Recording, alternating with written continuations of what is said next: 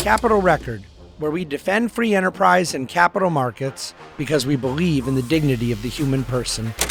Hello and welcome to David Bahnsen's Capital Record, brought to you by National Review. Before we get too deep into things, because I'm very excited about our topic today, I do want to let you know that the Capital Record is moving our YouTube channel starting June 1. New episodes of Capital Record will be on our own YouTube channel. Click the link in the description to subscribe. You will not miss an episode. Capital Record getting its own YouTube channel. Very exciting.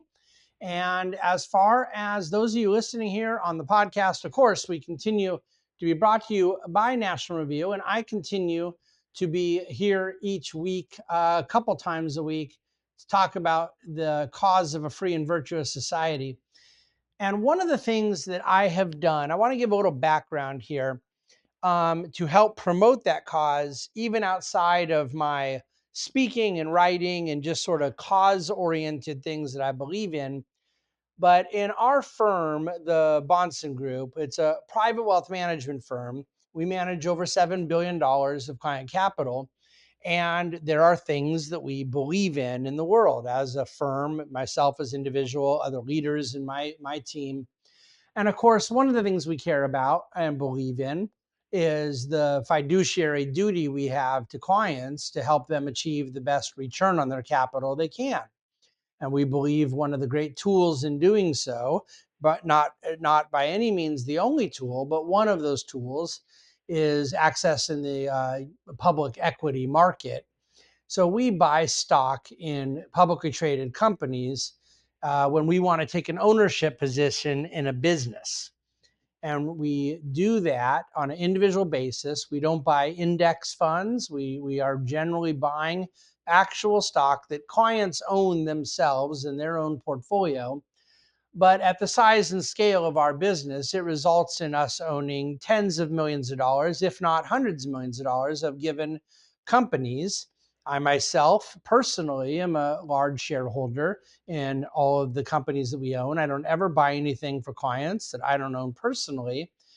And so it gives us the opportunity to combine the leverage we have as large scaled owners of businesses with the passion I have for affecting change and driving outcomes in engagement with the fiduciary duty we believe in on behalf of clients. So this is something I've talked a lot about at Capital Record, with the way in which I believe this ought to be done. So I've had Jeremy Tedesco, for example, who's the general counsel at Alliance Defending Freedom, who's been very involved on the legal front on a lot of these things. And we've had others who are involved with state finances. We've had our consultant, Jerry Bowyer, on. Jerry's been on a number of times, and Jerry and his firm, Bowyer Research, are on retainer at my firm to help drive some of these initiatives. But I've tried to make the case anytime this topic's come up that this is not activism for the sake of activism. This is not, we think you as a company are doing left-wing things and I want you to do right-wing things. So let's go have this fight. It is rather connected to the very first thing I brought up, our fiduciary duty to affect the best outcome we can for shareholders. And generally, when we find companies going and getting distracted with what is always left-wing political, left-wing social, left-wing cultural causes, we believe it is detracting from their fiduciary duty to the owners of the business to drive the right outcome. So we have taken very seriously the legal rights we have as shareholders and the access we have as a multi-billion-dollar asset manager to the investor relations departments of these companies, to sometimes the C-suite itself, to engage in conversation to try to affect change. And I don't know that I've talked about this a lot on the Capital Record podcast, but we do our best to communicate either through social media, but certainly in our private client communications, some of the success stories we've had where companies like Pepsi or Johnson & Johnson have agreed to roll back some or eliminate DEI language in their advertising policy.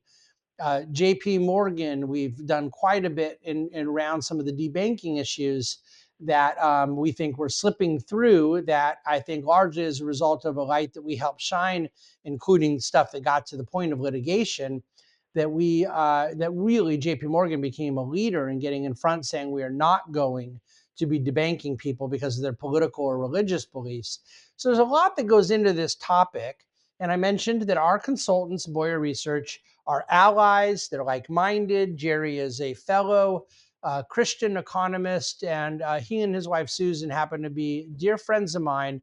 But it's one of those friendships that are the best kind, by the way, where all at once there's a personal relationship, which is, by the way I recommend you always do friendship, with a personal relationship, but it interacts and intersects with a lot of our shared passions and alignment in issues and in causes and in beliefs and things like that.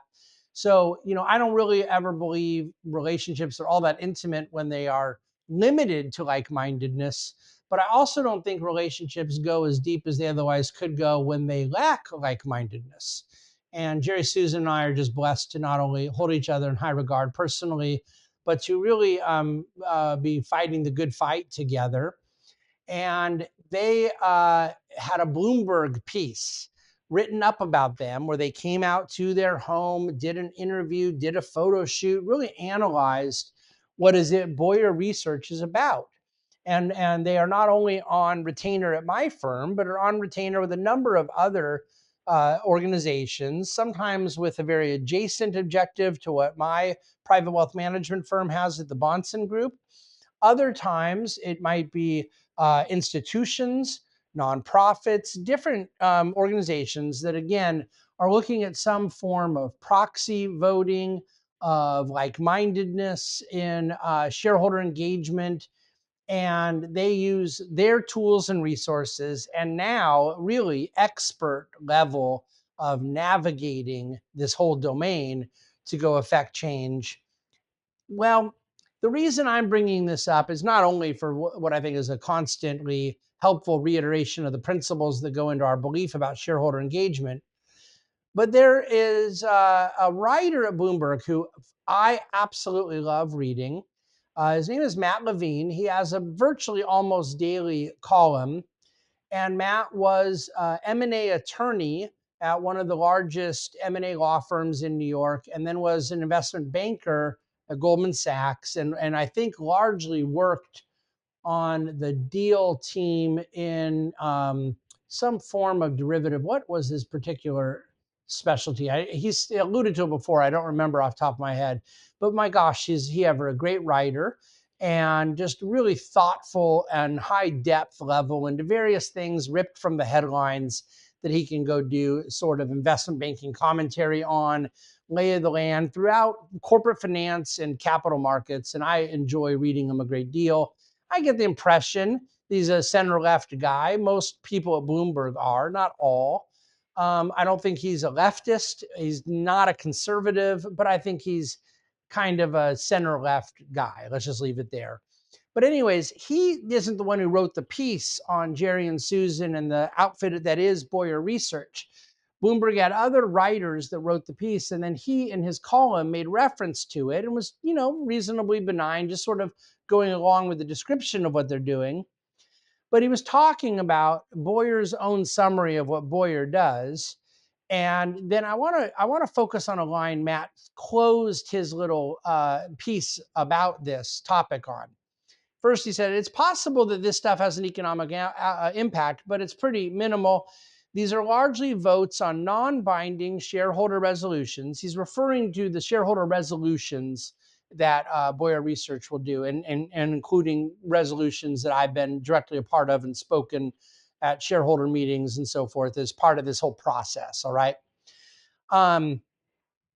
These are largely votes on non-binding shareholder resolutions about things that don't relate to the company's ordinary business operations.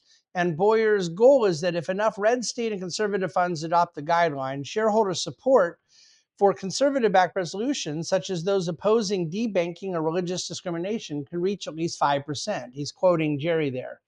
And then here's the part that is Levine's personal commentary. Matt says, getting 6% of shareholders to endorse a non-binding resolution to change something not related to a company's ordinary business operation seems pretty unlikely to move the stock price, but they might enjoy doing it anyway, and not everything is about the stock price.